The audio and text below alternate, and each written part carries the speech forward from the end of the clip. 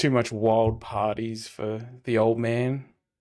Oh well, I was the good one last night. I was being designated driver, sort of thing. So it was a late night. We got back at what time did we get back? It was about 10:30. We got back, and then of course I was wound up, from all the hype up and everything else. So we ended up having a couple of beers while watching a show I want to discuss. Nice. Yeah. I was going to say, so for anybody playing at home, Jordan was partying like a rock star last night at his little rain fest. It was a one-day festival, and it was a mixture of the main act of it was for actually no, hang on, we should do the opening first.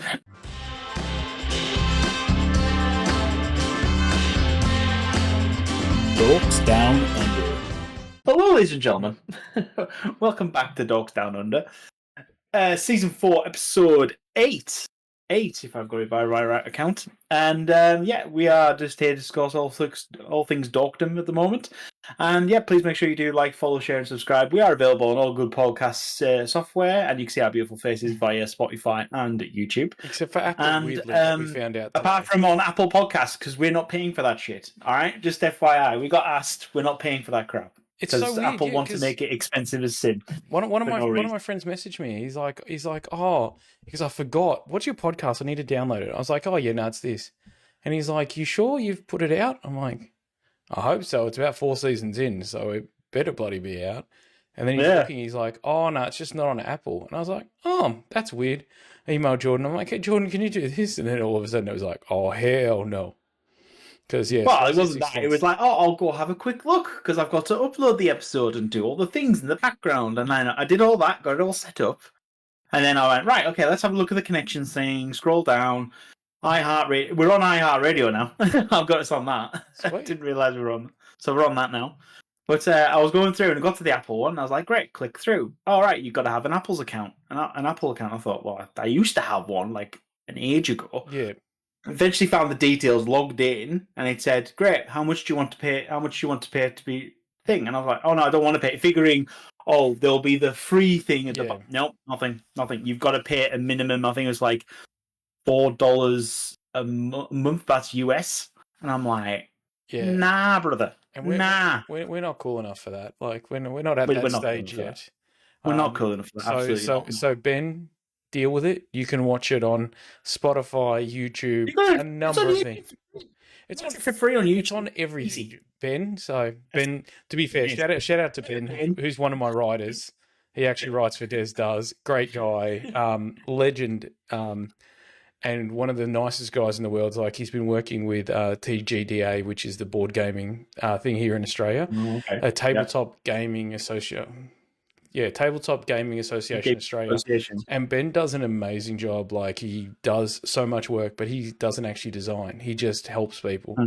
So absolute beautiful person. But screw you and your Apple hierarchy. Screw you and your privilege. Screw you and your privilege. Yeah. Deal with it. Deal with it. Suck it. Listen to it on something else. But I will say though, this episode is now sponsored by another random Japanese thing. Love me Haiketsu. I love me Haiketsu. The lemon, right? My absolute favorite's the lemon one. That's my favorite. That's the go-to. Yeah, I just got the peach one. Right, the peach one, I can have about 2 cans of it, and then I don't like the flavor anymore. Like the aftertaste builds up, and I found out after about 2 of them, I'm like, it's nice. I'll tell you what. I had the first time I tried the peach one. It was a scorching hot day, and Ellie said, "Oh, try this," and I thought it was the normal, so I took a big swig. But I was like, "Oh, that's not lemon. Oh, but that's nice. What is that?" That is gorgeous. Well, they had that. They had the green apple and they had the pineapple. And we can't get the green apple here yet. Oh, I want it because I love me green apple. I love me green apple. I'll have to get it for next episode. But it was so weird because I went in there and this one had 1 box left, and they're on special for $14 for 4. Or $6 each. I'm like, that seems ridiculous. But mind you, the apple and green apple and the pineapple, the green apple, and something else was still $24. Yeah, they just brought out last month here. You could import in the pineapple one. I've not yet tried it yet, sort of thing. So I need to try that at some point. But I do. But yeah, the peach one on a hot day as well. It was lovely to go. But yeah, the lemon is just fantastic. Highly recommend the lemon. I won't say it's not very hot day. It's about 20 degrees here, and pretty much this morning I've went and got coffee. I've went and got banh mi because there was one right near the coffee shop and I was still hungry. Then we went to Bunnings and I got a whippersnipper because I realised that the mower can't just quite get into the corners even if you try to manoeuvre it right, which is kind of annoying, but a thing. So we got a whippersnipper, same brand, same battery, same everything. So I was like, beautiful. Saved about $20 on buying the actual kit with the battery. I was like, perfect. And then we bought a fairy house. Of course, you bought a fairy house, right? Fabulous. When you look outside, when you come to our house, so we've got so you've kind of got the stove and stuff behind us. You've got a bench here with the sink, and then you've got a small window in the kitchen. And then outside that, we have our herb garden, which at the moment just has coriander and basil, which was amazing because we actually made pesto with our own homemade basil yesterday. So I was well excited. Right. And then the coriander we actually used in these salmon potato patties. So that's cool. And then we've got another long one next to it. Like they're only about this long by about that skinny. Like, so they're not massive, but they're a good size. And then they've got 2 flowers in it. And Cherish is like, maybe we should get something to put in between them. I'm like, I've got it. And we went to a little dodgy shop in Rockbank there. And sure enough, there was this pink with like this rainbow thing. I'll have to send you a photo so you can put it in here. Oh, it's God. so ridiculous. Yeah, this is your episode, brother. This is yours. You're even episodes. You're even. Oh, am I? Oh, it's yours. Yeah. Oh, okay, then even better. Well, I'll put a photo of it. But yeah, it is the coolest little fairy garden ever, and I friggin' love it. And I'm like, I don't care. Deal with it. I love fairies. Yeah. I don't care what anyone says. One good thing is I'm strong enough to beat up most people, so I'm like, I don't care anymore. There you go. That's fine then. There's nothing wrong with that. But yes, so yeah, my week has been a busy week because I am off to the South Island sort of thing. So I've got a busy schedule coming up. So I've been busy with work, but my main thing I didn't get round, and I will apologise. I did not get round to watching Fight or Flight. I didn't. I was meaning to. It was on the list. There was just I had to make cuts somewhere with stuff to get done. Okay, between juggling all the rugby stuff and everything else. Between all the rugby stuff, all the partying like a bloody rock star. Yes. Sorry, you're too cool for school. I'm not too cool for school. It's just the fact that I just didn't have time of an evening because the evenings that I was free, Eleanor was free, and we like to make sure that those evenings we are being together and being present with each other. So that I ended up. Oh, of course we were watching maths. That's what we were doing, and and I'm big enough a man to admit that I watch maths. All right, there's nothing wrong with it. I do too. Cherish has me downloaded all the time, like to the point where, like, I get up in the morning and the only episodes I don't watch because I can't stand them are the weddings. That's it. Oh, we did the same thing. Cherish can't stand the hour-long drivel per thing. It does me up. I can't do it. Cherish does the exact same thing where what she does is she pauses it. She gets to know the people at the start, and then once it's the wedding, she fast forwards it all the way through the wedding and all the bullshit set up, and then she gets to the reception and then she watches that. But because there's always 2 weddings, you end up finding these hour and a half or hour-long episodes going for like 20 minutes because by the time she fast forwards through everything, it's like 20 minutes. And I'm like, I'm actually okay with that because that's one of the things I hate. Literally, I won't watch it. Elle does. She loves watching that bit. So all she does is she literally by the time we're getting around to like the first dinner party or whatever that first episode is afterwards. Yeah. That's where she's like, oh my God, she's an absolute bitch.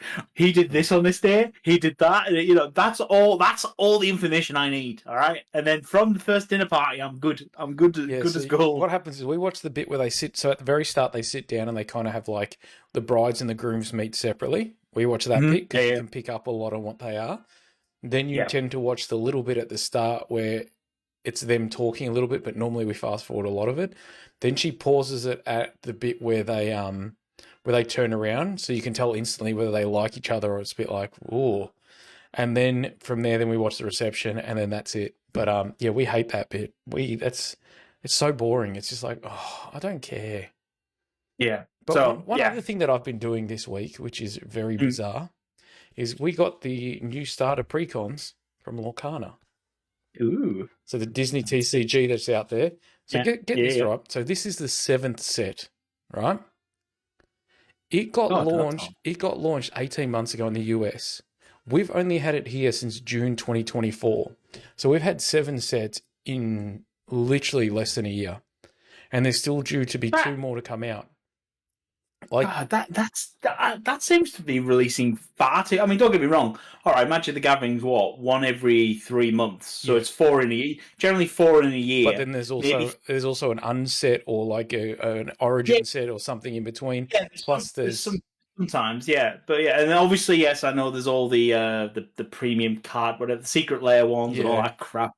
There's all that, and I get that sort of thing. But the secret layer stuff's only like 4 maybe 5. Well, it could be however many cards, and then you've obviously got the unset is a small set, and then you've got your main sets, which are bigger sets.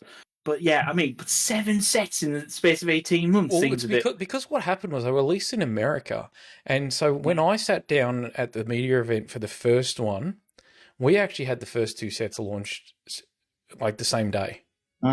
So because it's technically been out for 18 months, so it's had 7 sets in 18 months, right? And I have been told that this has been a lot of work in progress to get the game right and stuff like that.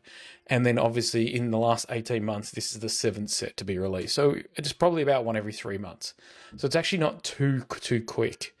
But the funniest thing is because Australia didn't have it until they realised it was going to be a hit over in the States, it's only been out since June here. So I must say, if anybody is playing this game where everyone's feeling overwhelmed by how much is coming out, that is a reason why. I'm pretty sure they were up to I think they were up to the 4th or possibly the 5th set when it launched in Australia. So that's why. Jesus. That being said, the first couple of sets sold out in like days. Mainly, and they actually reckon that about 90% of it was collectors and 10% were people that actually wanted to play the game, because the art on these cards is breathtaking. I have been made aware of the artwork. It's it's similar to Pokemon, isn't it? With all their nice nice filings and stuff on me, because I've got the decks out there. Because like the latest, what is that? There's the latest set of Pokemon's gone absolutely cuckoo for Cocoa Puff. Yeah, 151. 151 or prisms or something of that nature, and everyone's scalping like Walmart and everything else and blah blah blah. But then again, Pokemon's always been its thing, sort of thing. I mean, that sadly, even though Magic kind of has it, it doesn't. It doesn't have it to the level that the Pokemon Go one does. The Pokemon seems to have a certain craziness, because I think the young kids get in it, especially on social media. Social media, it's massive because you've got people opening stuff, you've got people buying stuff.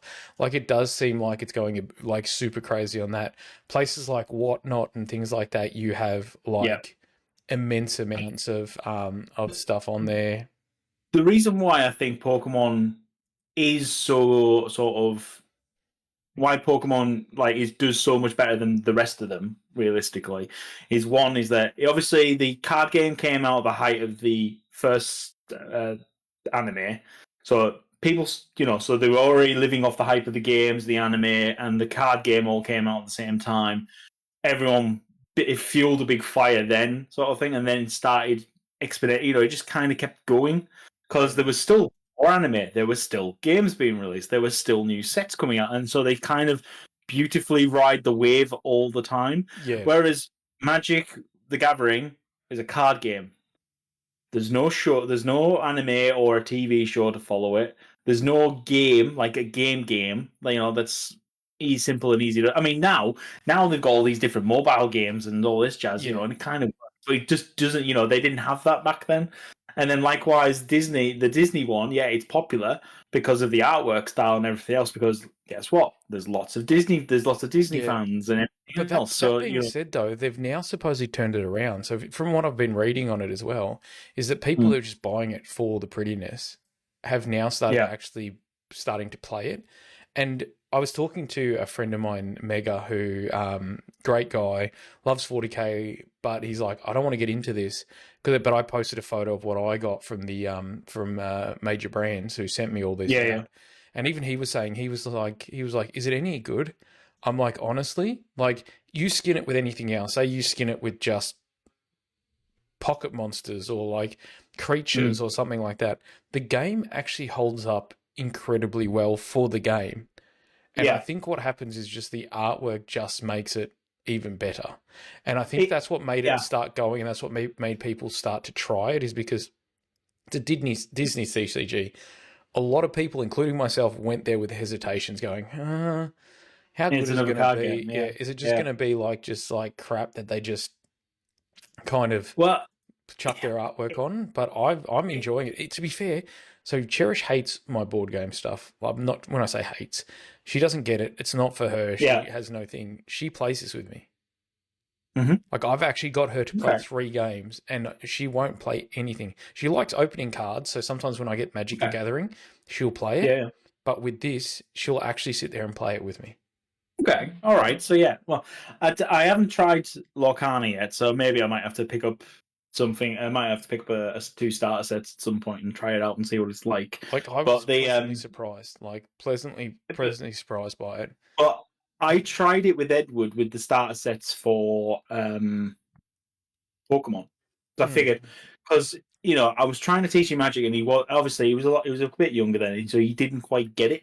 Yeah, and he was struggling with it. So I thought, well, let's try Pokemon, because I know it's meant to be a lot simpler. So we were trying that, and I understood it, but I didn't enjoy the gameplay style. I just didn't like it, because it was at least with like Magic, you have a chance to get back in. It's maybe a slim chance, but but once you realize with Pokemon, once you start on the losing back foot, it's really hard to get back into it, unless you've managed to draw an awesome thing that managed to save you. But that's the problem I had with Pokemon. I just didn't like it. It just felt like it was always a bit one-sided. Whereas I do like in Magic where, it's your opponent's turn, but theoretically I could still do stuff. I may not be able to, but there's that possibility. So you got to kind of be careful. You can't suddenly just start going off on your machine and start doing X, Y, and Z, because then someone will go, in response, and you're like, "Oh God, what have you got?" And then they just do this one thing, and then it wrecks it. That's what they do. But that's the thing. This is the thing I find with this though, is unlike Magic, where every set they have these new sets. Say, for example, it's cycling. It's like, yep, this is our new thingo cycling, and then they put on like 100 cards, and you just get confused. Where with this one, they've just actually put in new dual ink cards, is what they're called. So they actually have 2 colors. But they've only got about 4 or 5 in each starter pack. And they don't have heaps in the set. So what it does is it makes you realize these are special. I'm going to try them out without overwhelming you. And I find, like, don't get me wrong, I've been playing Magic a while, but I'm still nowhere near your level, nowhere near like food times and stuff like this. Dude, I haven't played in ages, so you're probably better than me. I haven't played in nearly a year and a half. I haven't played a single game. But it always takes me a while every set to figure out the rules and figure out, okay, what's the new one?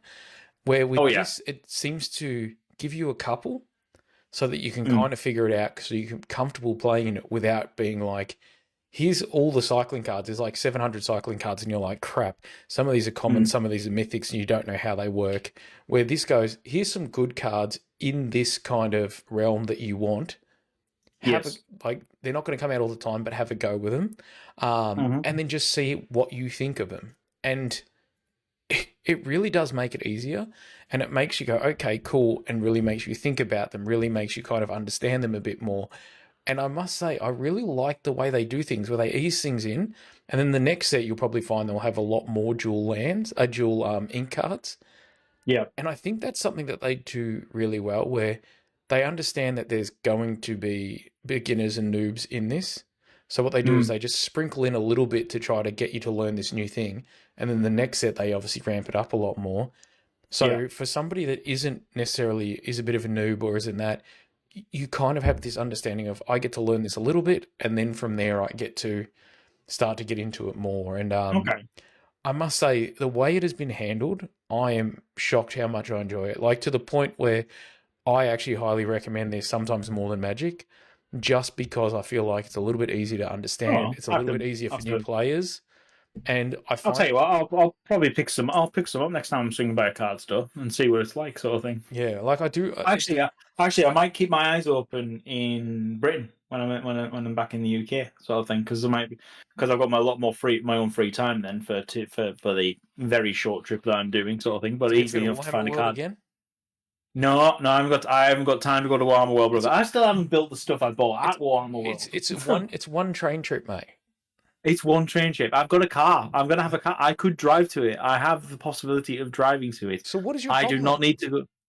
I do not need to go to Warhammer World. That's what it is. It's so like seriously, like like now having lived there for like 3 and a bit years, it kills me that I never went there.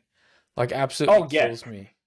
But the problem is that I treat Warhammer World very differently than the Joe Blogs, because that's where I used to have to go for head office training, sort Yeah, of thing. that's So true. when I was there for like a week, and the novel after your second visit, the novelty wears off quite quickly, Yeah, and then especially as I used to go and play some of the major tournaments there as well, sort of thing, and and I'm there all weekend. So again, all the novelty's gone. So a lot of oh, it's can you hear? a lot. You can hear all the people out there feeling Oh sorry yeah, for you. I'm Didn't sure you there are poor people who thing? will bitch at me going, seriously, as well, and I get that. I fully appreciate that.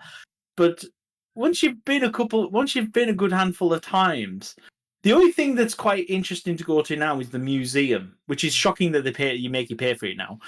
But it's because they keep changing it up. Like I think it's like Yeah. every 6 months they do a big So they're change. actually So like or curating every it and making it so they actually. curate a little bit, so I kind of can understand and appreciate that a little bit more, and it's quite nice just to appreciate the art of it, I was gonna sort of say, thing. But oh, yeah, like, oh, poor Jordan. He gets to go to Warhammer World for oh, I know, events and oh, training. Like, oh my god, like I you know, can hear I know. everyone feeling so sorry for you. Hey, listen, enjoying Bugman's Bar was fabulous, especially when the company was paying for it. Yeah, I can imagine. I can imagine. Yeah, the food is always top notch and still is. But yeah, right. One thing I do is yeah. So I went to the Symphony Festival, which was awesome. Um, I was super excited to go because what was it? 2 weeks ago they announced the lineup. Now, Symphony is they're the main guy. They're a big orchestral concert, and it's doing electronic dance music. So they had singers and everything else. That bit we only got to watch about an hour or so of that because Ed flagged and he just couldn't go any longer. And it was, we're like, come on, we've been here since 4 o'clock, and it was like 9 o'clock at night. It's like, yeah, we can call it quits. It's fine. So that hour of that bit was great, but all the lineups previously. So there's two stages. There's Pepsi Max stage, which was like the little uh smaller, the less well-known guys doing Mm, their DJ sets and stuff like that. Some of them quite good actually. When I was getting food, you could hear that stage. It was quite good. yeah, But on the main act, so they had like Cora, who's a big New Zealand band. They're like a big rock EDM band. They're quite cool. And but after them was my heart sung because it was my teenage self let go again. I got to have Darude on stage. that's So insane. I can't believe Darude that. Sandstorm, Feel the Beat. I was the only problem with it was when he came on, I was in the queue for Edward's food, Bloody Edward. and I missed half the show. I missed half of his slot of the show. Yes, I would have been I like, bitch, I'm buying you a Happy Meal on the way home and running oh, back there. Like, screw you, trust me, hippie. if he hadn't griped for an hour previous to this, I was done with him. I really was. I was so annoyed. And then he looked at the pizza and he said, "I thought I asked it." I said, "Don't even you think of uttering any further Yeah. words. Not even any further words." I said, "I'm enjoying the show now." So, but yeah, I managed to catch like my favorite songs from Darude. So, but it was like full on big. The energy was right up Oh there. It man. was really good. Like Sandstorm was literally just this iconic thing. Like I worked in R&B clubs and hip hop, as well as obviously a few rave joints and different Mm. things. But that song came on. It didn't matter what the music was around it. People would go bananas. Well, And it was one of those. It's one of those songs that generally was just seemed to be an anthem for our well, age group. it is. But what's the funny thing is that obviously when YouTube came to presence and Rick Rolling became a thing, another less well known one was because obviously creators were using songs on in the backgrounds and stuff like that. Hmm. So people would say, "What's the name of this song?" Oh, And one sort of we call it a meme now. Obviously, it wasn't a meme back then. Was people would say, "Oh, it's Darude Sandstone," and you would have the link. to the YouTube video. So people would click through, and of course they're like, "That's not the song." And it's like, "Yeah, that's the entire point." So I think it was years and years ago. Darude got asked, "Oh, what do you still think of people who still do this trend Yeah. on YouTube?" Because of course, like in terms of music videos watching, he's up there with Rick Astley. You know, so because of the joke. And he was utterly offended because he didn't realize that that was a thing, and he was utterly offended and thought it was stupid that people would do that on the internet. It's like, dude, you don't know internet culture whatsoever. You know, we're all about the meme here. I'm like, not to mention, bro, have you seen how well your song has done because of this meme? It's not only that, but the fact is, like, if you look at it, so he was utterly appalled and blah blah blah and all this, and he really rallied against it, which of course made everyone just double down because it's the internet. But of course, then you have the opposite end of the spectrum where you've got Rick Astley who finds out about it, and he's found out why is it so popular, and he finds out the thing, and he thinks it's hilarious. He thinks, great, I'll start. You know, you starting to do it and participating in real world jokes. You know, against celebrities. Cherish adores that song. So like to the point where like you can send her stuff to actually like Rickroll her. And you send it to her and you hear it up then full blast, and then she'll just be dancing around the lounge room loving it because she adores that song more than anything. I'm one of them. I love the song. I know the people, like most people nowadays, like they hear that song and they cringe internally, but I'm like, you know, I'm bopping away. I love it. I think it's great. It's a dance that goes with it that just makes you feel special. And the good thing is as a white man with no rhythm, you're like, I can dance to that. I can dance to that. Absolutely. So Symphony was an absolute blast. We had the dudes on as well, who were quite good. The one set that Ellie did want to see was because at 10 o'clock they were going to have the DJ for the DJs from Basement Jacks on. Oh, that'd been sick. He did want to get there, but of course with Edward Flagg, we were going to miss it. And we're like, oh, and she was like, it's okay. These things happen, you know, it'll be, you know, maybe some other time. However, literally one of the last songs that we were getting to hear at Symphony before we went, the Basement Jacks DJs came on and did Where's Your Head At with them. And it was everything. Elle was happy as Larry. She's like, yes. Because she loves Basement Jacks. But you know, if she would love to go to a Basement Jack concert. Was there a Kiwi band there called Nesian Mystic? They were an old school group of a whole heap of R&B guys, and there was about 7 or 8 of them. And it's a place called Nesian Mystic, obviously Polynesian, where they've had that, and then Mystic. And one of the Islander guys, I heard him playing in his car, and I'm like, bro, this is sick. What is this? And he got me a copy of it. And ever since then, I've been trying to find it, and I can't download it. I can't find it online. And I'm like, I don't even know if they're still around, but they were just such a good sound to them. So another great Kiwi band. I just hope they're still around because they were sick. Yeah, no, about they weren't there, but yeah, there was a whole load of bands. Who was it? Example from Australia was over, the DJ. He was there. He actually put on a really good show, I thought, sort of thing. And then we also had Cyril. I don't know where Cyril's based from. I know the name. Yeah. Or maybe Cyril was the Australian one, but again, both of them were fantastic. Really good DJs. Then he's definitely got to be Australian then. Of course he has. But yeah, so that was my last night. I'm knackered this morning, but I do want to discuss 2 shows I have been watching this week, and I do apologize for not watching the movie as I said I would. So the first one I've been watching, and me and Elle have been watching, which is quite, we always like to find a show that we can watch, and it's Good Omens. Is that the one with Tennant and Michael Sheen? Yes. And it's about them. One of them's a demon, one of them's an angel, and it's about the end of the world. The first season's about the end of the world. And the Antichrist and all this. And my God, we are just the rhythm and the pacing of the show is really good. And you get lots of deep cuts like the Metatron and everything else, which I obviously know he is the voice of God. And how do I know that? From Dogva. Because I mean, I've seen it a few times, and every time I'm like, I probably need to watch that, and then I just don't. And I'm like, I'll tell you now. We've only got 2 episodes left of season 1 to watch. Like we watched the first one, and then I went to turn it off, thinking that Elle didn't enjoy it. What were you doing? I went, well, I didn't think you enjoyed it. Went, oh hell no!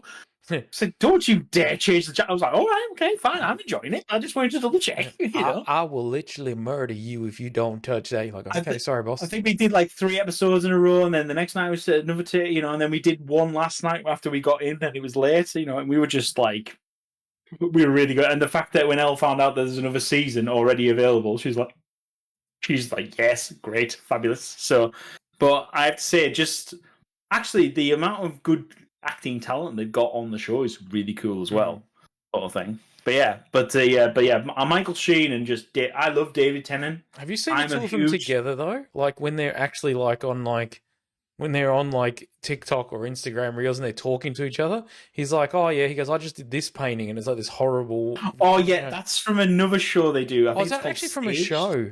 It's a show, yeah. It's called Staged, and it's about them trying to get this. Yeah, if I remember right, I think I've watched 1 episode and I was like, it looks quite good, but it's something I want Elle to see and see what she thinks. Oh. But basically, it's them 2 who are going to work together to get this stage production made. But of course, it's lockdown, it's COVID times, so they're having to do everything through technology and all this jazz. And then they're pitching other people and higher ups and all this jazz, and then they end up sort of like starting to put their BAFTAs in the background and everything else just to make themselves look more important and good and all this. It's really stupid. And so, like some of the clips, because I've seen little clips of them and they just make me laugh, and I'm like, oh, that's pretty funny. Yeah, I'm sure it was called Staged. Hang on. Staged 3. Oh my god, there's 3 seasons of it. Oh, I didn't realize that. I just thought it was like, oh, okay, I just thought it was them just genuinely talking. I didn't realize it was actually like proper. Yeah, it started off. Yeah, that's the thing. No, they are playing. So they are playing themselves. In fact, anyone who is on it, including the other celebrities, are playing themselves. Maybe a slightly hammed up or dulled down a little bit. But yeah, David Tennant and Michael Sheen in this are portraying themselves, and it's the reason why they get all defensive over some things and all this. It's really funny. But yeah, just some of the clips are just really funny. But yeah, no. So I definitely I've only watched I've watched the first half of the first episode of Staged, which looks good, sort of thing. And I thought to myself, I better stop this so Elle can watch it and see what she thinks, and then we can maybe find another episode in the season. It takes away a little bit of the fun for me because I genuinely thought it was like it was just them doing. But it is. This is the thing. Literally, you watch it and you just know that some things are hammed up. Yeah. But then a lot of it is just you could just imagine the David Tennant and Michael Sheen probably are like this in real life. I just love the one clip I did see for this. This is what got me. It's what me made go and find it was when they're talking about. They're talking about the most successful series they've been in, and Michael Sheen was in Twilight and all this jazz, and then David Tennant said, "Well, I was in Harry Potter." He said, "You were only in for one scene and all this jazz and blah blah blah." And he goes, "Yeah, well, excuse me, I was Doctor Who." And he went, "Not anymore, baby." Jesus. And then, of course, David Tennant did come back to it, and he said, "What was that? Who's the Doctor?" So it's just. Yeah, there's lots of things like that. But Good Omens, I highly recommend. Yeah, because I downloaded it not long ago, and I think there was 3 seasons from memory. No, so Good Omens got season 2 came out in 2023. There's only 2 seasons. Oh, is it? That. Yes, yeah. So that highly recommend it. So good. Oh, no, sorry. Season 3 is due to come out late 2025, early 2026. Oh, great, fabulous! Because we're really enjoying it, so we can't wait. But yeah, there's so many good things in it. But yeah, I'm looking forward to the last 2 episodes. And the other series I've been watching, and I've been watching religiously every Sunday morning, is there's an anime called Solo Leveling. Now, you mentioned this, didn't you? Yes, I discovered this last year. I discovered season 1, and that is 12 episodes too short. It's only 12 episodes, but you get really into it by the end of the episode 12. Like, basically, it starts off, there's magical beasts. Magical beasts are invading the Earth. Humans have slightly evolved, and now they can have magic powers. Well, some of them do, and then they all assign ranks depending on how powerful they are. And this follows a guy who's an E rank, which is the lowest level ever. And he ends up dying in a dungeon, but then he comes back to life. And he's come back to life, but he's like a player within the world, so he can level up. And then the first season just follows him going through this arc of leveling up, and then getting to being this all-powerful. He becomes the Shadow Monarch by the end of it, but he's not the Shadow Monarch. It's just his job title, and he can make shadow monsters from any monsters he's defeating. It's really cool. But then season 2 literally finished this morning, and oh my god, it was good. You're dark. It is good. I literally, but this has been one of the most hyped animes. In fact, it's actually kickstarted a load of other animes now because it's been so popular. And its IMDb rating is 8.5 out of 10. I think I remember hearing about this because weirdly, and I don't know how this happened, but I got onto Crunchyroll media thing. Which to me just seems weird because it's not something I do, but I'm like, at the end of the day, Crunchyroll is a lot of fun. And I'm now getting offers to get screeners for different things. So I think one of the screeners that I got offered was the Unwear Alchemista, I'm going to say. Once Upon a Witch Death, Catch Me at the Ballpark, The Beginning After Death. Like, so what it does is they just send you a screener, which I believe is an episode, or the first episode of every single one of these films that are coming out in April. So if you ever want to know what's coming out in the month, like One Piece returns on April 7th. My Hero Academia, April 8th. I'm looking forward to that. I'm looking forward to that one as well. Food for Soul. But yeah, so I managed to get added to that, and I don't know how, but I'm like, okay, cool. So... Yeah. But yeah, no, so, I mean... I was just having a look at the rating. So basically, because obviously IMDb, there's no Rotten Tomatoes rating on this, sadly.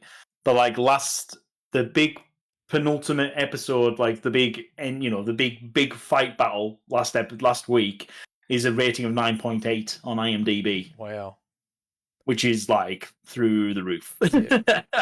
Yeah. So I think that's with over 20k ratings as well, and yeah, it is. Even two critic reviews. Wow, so that must be the same rating as Snow White by Oh yes, absolutely. Yeah, Snow White. That's yeah, Snow White. That poor movie. That poor movie is suffering. Oh man. So for anybody that hasn't seen, it made I think $45,000 on it, $43,000 domestically on a $250 million budget. That doesn't include all the marketing and stuff. The two main stars hate each other for obvious reasons, which I said that to a friend and they're like, why would they hate each other? I was like, well, one of them's going on about Palestine. The other one served in the Israeli army. Yeah. So you can see them, like when they came out for the Oscars, Gal Gadot didn't even look at her. There was like, just, we're going to do this professionally, complete disdain, like there's nothing. She's just faded into the background and not doing anything. And poor Rachel Zegler, who I must say, she is a really good actor and people pay her out and stuff. Like she won a Golden Globe for West Side Story. She was brilliant in West Side Stories. For anyone that doesn't remember too, she was also in Shazam as one of the three witches, as the young witch. Oh, she's in Shazam too. Yeah. Okay. So the thing is, she's actually a good actress. Unfortunately, she has kind of taken. She can't keep her mouth shut. That's which is kind of like, which has been like huge. Like obviously, if you go on YouTube now, you can't. I don't think you can actually go on YouTube without seeing people ripping through it and stuff. It has come out too, though, that there were a few people that were a bit upset about the dwarves, about them being magical creatures and not being dwarves. But have you did you also hear why we brought that up on one of our previous episodes? Yeah, but because of all that drama around that. But you know why that also happened? Because dwarves is obviously a bad word, so turning it to magical creatures, I think would have been fine. but then still having obviously little people actors. But one of the major things that turned them off was Peter Dinklage had a real go at them about the dwarves and about all this stuff. And I have a feeling that they went, oh, we can't have dwarves then, so they've changed it. Not realizing that I think what he was more kicking up a fuss about was the phrase dwarves rather than little people having the actors. And there's all these obviously up and coming, like smaller little people actors that are coming out now and being like, why would you do that? There's not that many roles. Like, you're not going to see me audition for Reacher. One of these guys was saying, he goes, there's not that many things that I can go for. And I'm like, that's kind of funny because like, it's not that kind of thing where you can just be like, I'll go for a few interviews and see what happens, because they're going to take one look at you and be like, yeah, you probably don't fit the typecasting. Yes. Yeah. No. So it's the entire dwarf fiasco, in my opinion. That shouldn't have been, that should never have happened, sort of thing. Well, the fact is, it's PC gone mad. I mean, and it is hard too, though, because I do think what didn't help it is there was a lot of reviews, and I'm talking a shit ton of reviews before the film had even started. So it had like there were obviously fans of hers also that were ranking it 10 to try to throw off the equilibrium.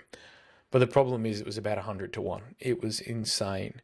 And I do feel bad for the actual movie itself, but from what I've been told as well, like obviously what is it? Hi ho, hi ho, it's off to work we go.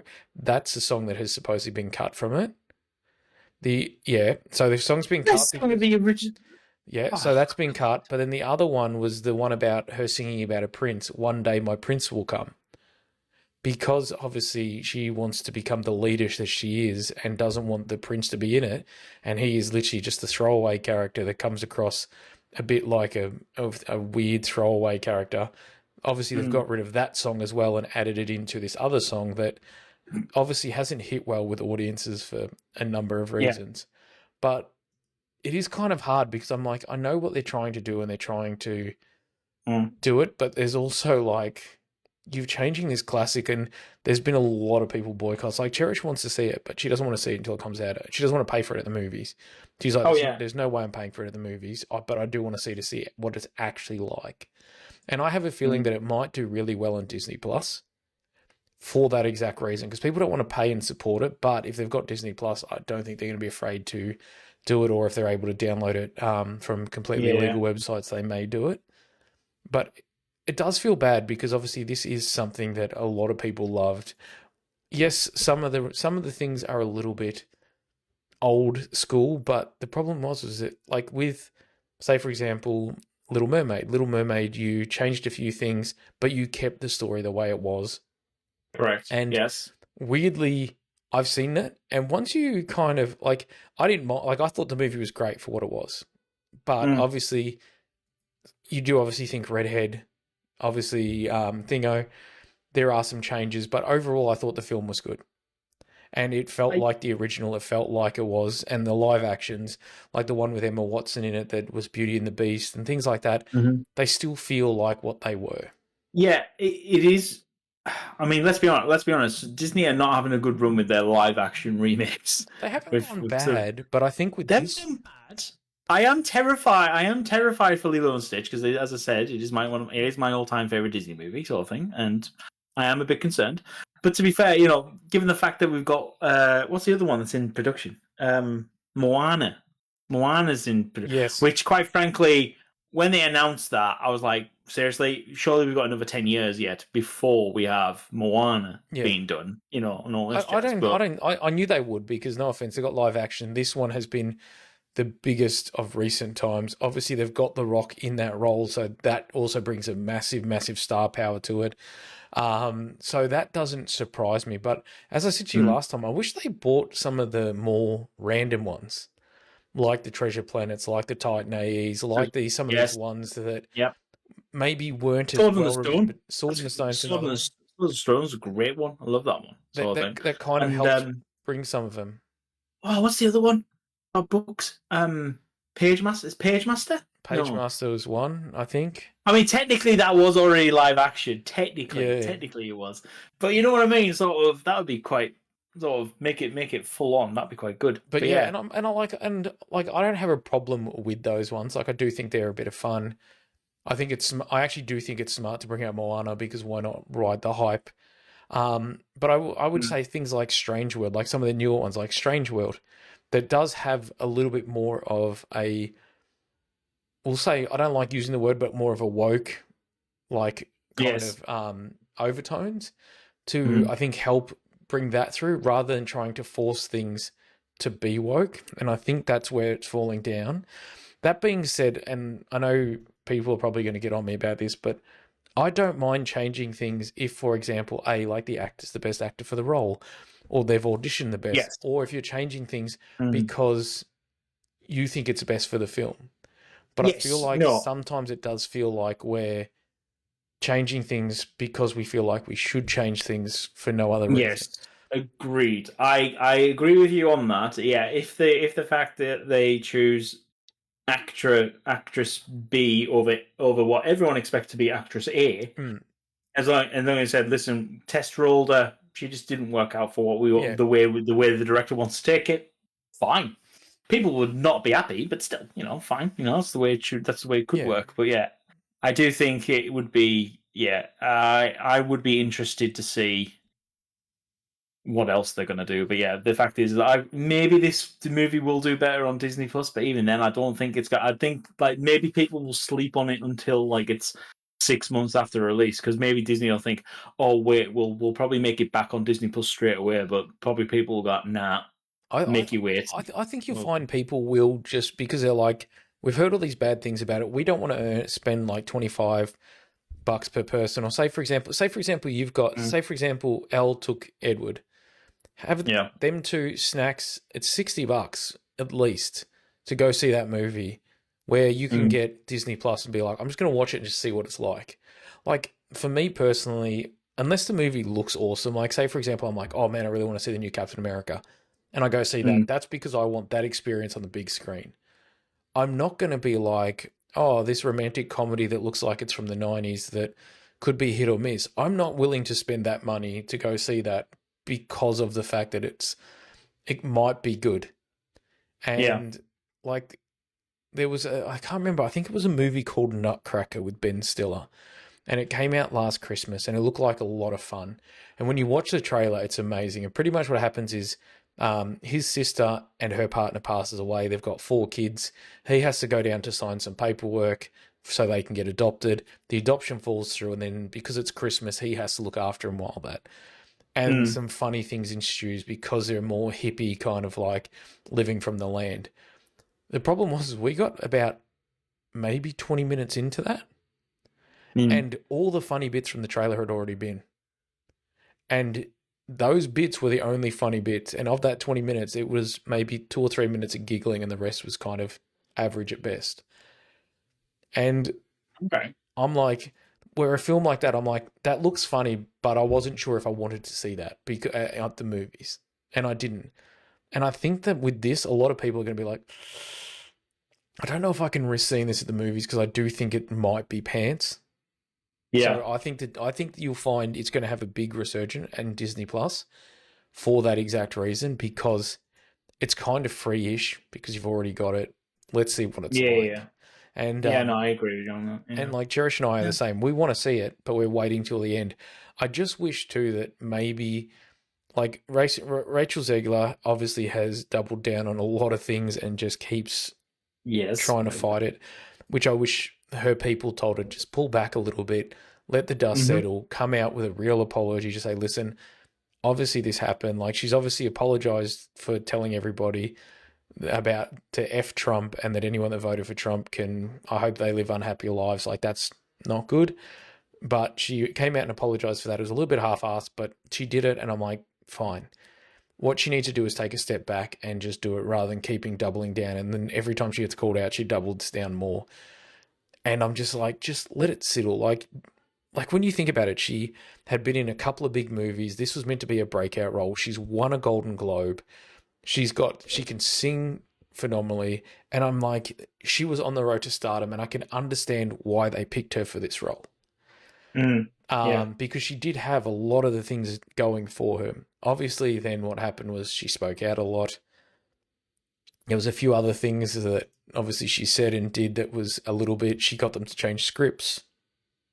And I just feel like it does make it a bit hard. Like, I'm just like, you went from being this it girl to now pushing this agenda a little bit too hard to the point where even people who was with you for some of that agenda have started to be like, maybe we need to back up a little bit. And it feels bad. Like, and I want, and I think Cinderella is a cool film, and I feel like it should be awesome, but it's one of those things where it's hard. Like, they've just changed it too much. Yeah. Like, the two biggest, most classic songs you've removed, you've put them in with these kind of half-ass songs that kind of fit the bill a little bit, but don't seem to hit like the other ones. Obviously, you got a Latino actor, which is fine. Like, obviously, as I said, she's a rising star. She has all this stuff. It is weird that with the Snow White thing, you've said that she got trapped in a snowstorm, and that's how she got her name. Because I don't know if you knew that, but she became Snow White because she was trapped in a snowstorm, which feels a bit weird. And by being the fairest of all, it was because her parents, who the king and queen, have just been like, we need to be fair, and whether you're the farmer, whether you're this, everybody gets the same. So it wasn't the fairest as in the most beautiful, it was the fairest as in I give as much to everyone. Yeah. And I just feel like some of the little things just have just... It's going to be... It will be interesting, and I am looking forward to it, sort of thing. The last thing I want to touch on before we wrap this episode up. I just feel bad a little bit for it because I feel like... Yeah, I get that, and so does I think a lot of people do as well. But the fact is that she kind of, she's made a bed. She needs to lie in it and and hopefully come out of it more humbled. Yeah. But one thing that got announced this week that we haven't discussed, and I've just remembered myself, was the Avengers Doomsday cast got announced. Oh, yes. Yes. Now. So obviously we already know we're getting Robert Downey Jr. back as Victor Von Doom. Looking forward to that. I'm interested to see how they're going to pull that one off. Not only that, obviously we're going to get the new Fantastic Four in it. Again, it's going to be interesting to see how they pull that off. We are getting all of the Thunderbolts in it, apart from Taskmaster. Yes. Which obviously brings up a question of, does Taskmaster make it out of the movie? Because I do want to see Thunderbolts, but I'm now a bit worried about. That's the funny thing is when I saw that, I'm like, okay, so Taskmaster isn't in it, and that was my one thing. I'm like, are you giving away the ending of that? Because I'm like, yeah. Like, what I would have done is I just wouldn't have put, like, it wouldn't have mattered as much that the Thunderbolts weren't in there. Like, I feel like you could tease them later. Yes. No. They could have. Yeah, they could have made. Maybe just had one confirmed, and there would have been a question. There might have been a question, but then you could have had all the rest of them show. But it would have been cool. Yeah. Then we're gonna get. We are getting Loki and Thor together again since the last Avengers. No, it was the last Avengers. Yeah, the last Avengers movie. Yeah. No, Avengers: Infinity War, where Loki dies. Yeah. So that's the last. I'm confused by that, and I'm wondering how they're going to do that. Like, obviously, it's going to have to be like a past world one or something. As we know, we do know that Thor he's out there in the galaxy with love and sort of doing his thing, but we know Loki survived because we know Loki is now God of Stories, who's running the multiverse. He's running the multiverse. So again, interesting, because logically we all say we want that Loki, but we might get another Loki. So I'm a bit okay. We are getting a lot of the original X-Men from the Fox universe. That is and we're talking the old school Fox universe as well. Like we're talking Patrick Stewart, Ian McKellen, Kelsey Grammer. Yes, yeah. Even James Marsden's coming back, so we're getting our original Cyclops, which I must say I'm actually wrapped for that because I feel cool. I'm looking forward to Alan coming back as Nightcrawler. Hopefully we get good justice for the abomination of that second movie. I want improvement. That's what I want. Yeah. But yeah, there is so many cool things. But that's the thing. That's the thing I don't understand is, and this is what I said to a friend. I'm like, there are so many big stars there. Why did you Mm. have to bring in the Thunderbolt? Because, as we said, it does feel like it's ruining the movie. Well, also we're getting, and which was a beautiful highlight, was we're getting Channing Tatum as Yes. Gambit, Oh, and I was like, yeah. my only hope though is that he's not a crappy throwaway character again, where he's only going to be in it for a Yeah. few minutes and then they're going to get rid of him or he's going to get You killed know, off. yeah, I think if the Russos do that, I think that maybe a revolt may occur, because yeah, like we all have a special place for Gambit, and Yeah. we do want to see him there, sort of thing. So yeah, and obviously we're also getting Namor and Shuri, aka Black Panther, I'm okay and with that. Like, I really like yeah, Namor as a character. I wanted to see how it went because I did feel like mm, we got a very basic story of him, and we didn't get yeah, enough growth. But that being said, there is a lot of strength there and a lot of power there that I feel like we could move towards and really utilize. Obviously, the yeah. bit about water might be a bit weird because I'm like, how are they going to do that? Like obviously that's. Well, he's the only Atlantean who can breathe on land, But sort of thing. but Rather remember how than Shuri oh, beat just him by pretty much, I'm just going to dry this motherfucker out. oh yeah. So I'm No, like, there was that sort of that bit thing. there, I'm But wondering if they're going to keep that in and touch on that, or if they're going to kind of make it a little I bit don't know. more. I'd say just the cast that they've announced so far. I was like, oh, it was good, Yeah, sort of thing. Again, interested in the storyline aspect of it as well, sort of thing. I would be interested to see how they're gonna tie all this up, because obviously with the original Avengers they were all building up to it, and this one we've had a lot of scattergun movies, sort yeah, of thing, and there's no sort of central.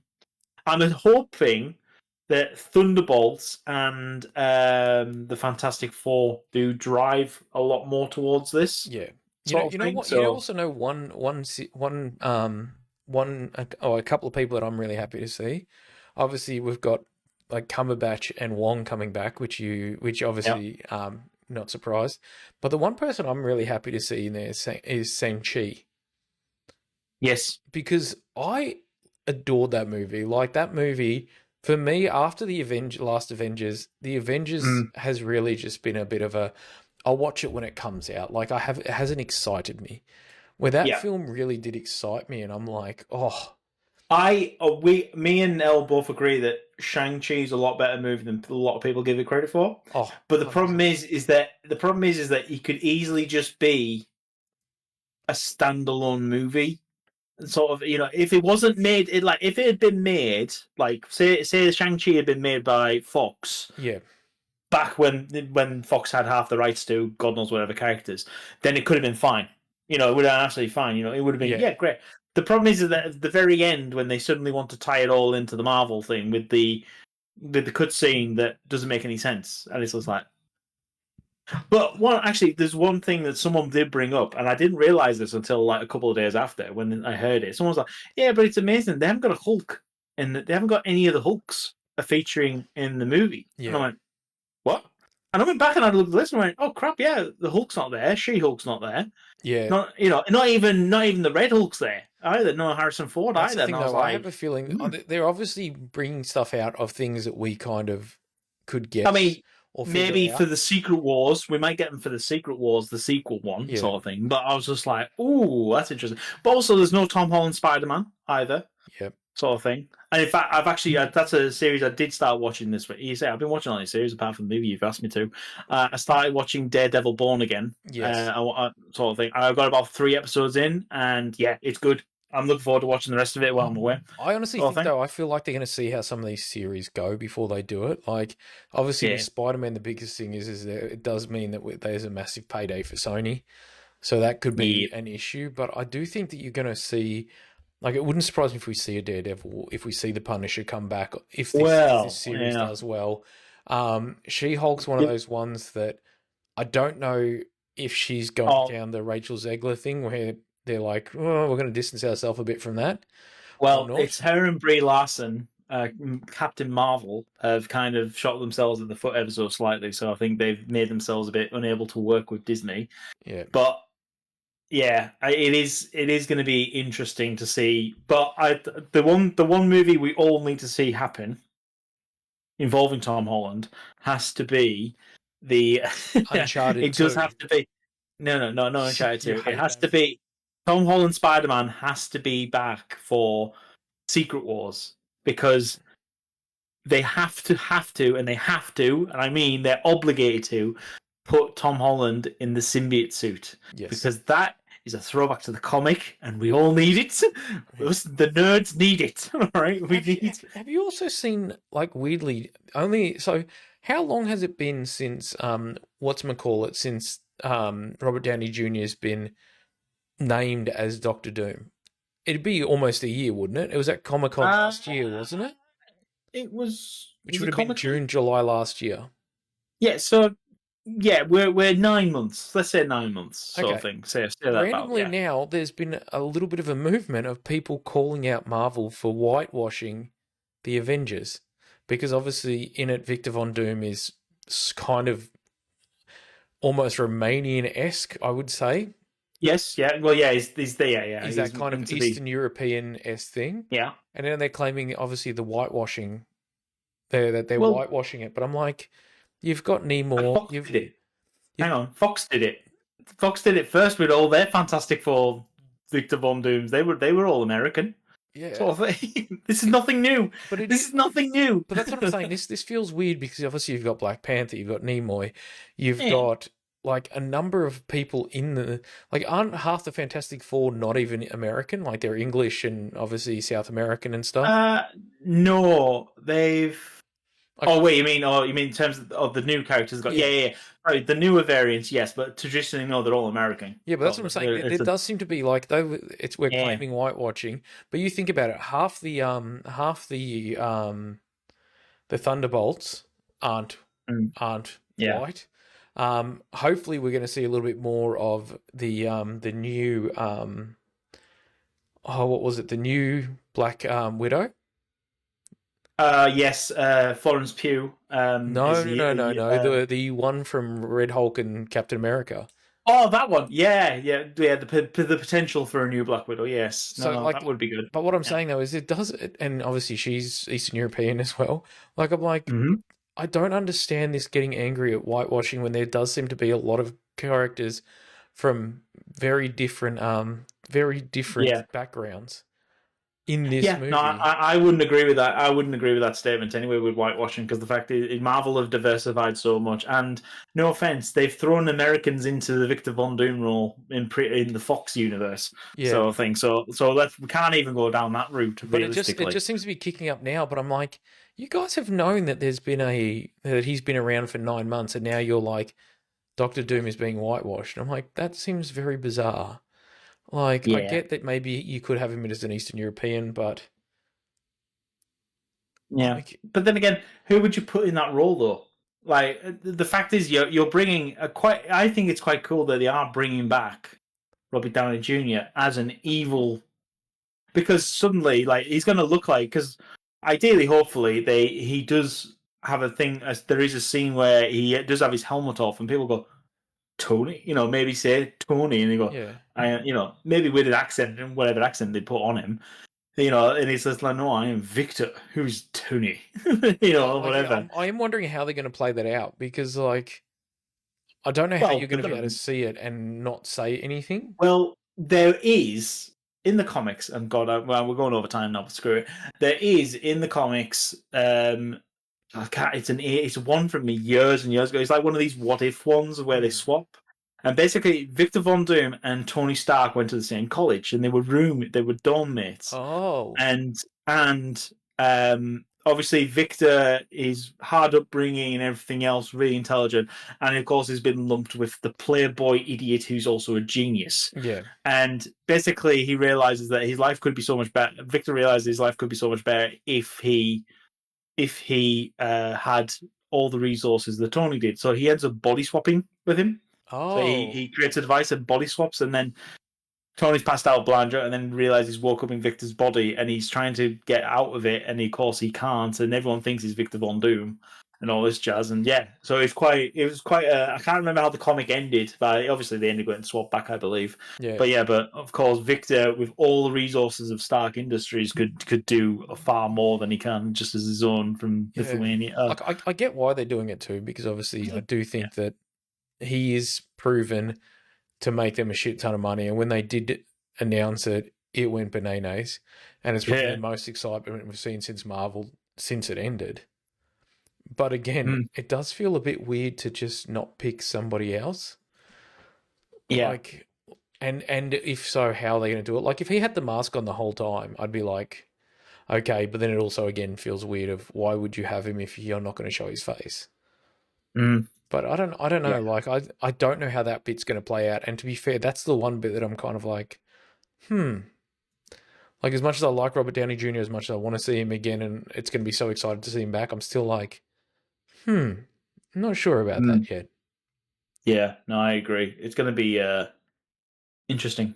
But anyway, right. Anyway, we'll wrap it up right there because I think you were right. I think it's actually me who's meant to be recording this, and we've riveted on. Anyway, I want to say a big thank you for all our recent likes and subscribers and followers and everything else. Please make sure you do like, share, and subscribe where you can, people. It helps all the algorithms and all the platforms and everything else. You can see our beautiful faces on YouTube and Spotify, and we are available on other good podcast software whenever you like to enjoy listening to us. Except for Apple. 'Cause screw you, Apple. Except for Apple, because screw you. Please make sure you do come back for next week's episode. God knows what we're going to be talking about, but I am on the run up and build up to going away on 2 weeks of vacay sort of thing. So we need to get our episodes in while we can, because we're gonna. And he can't even go to Warhammer World on those 2 weeks. Disappointed indeed. Oh, Right. I get to go there every day for work. Oh, I'll play tournaments there. Peace out, people. Bye bye.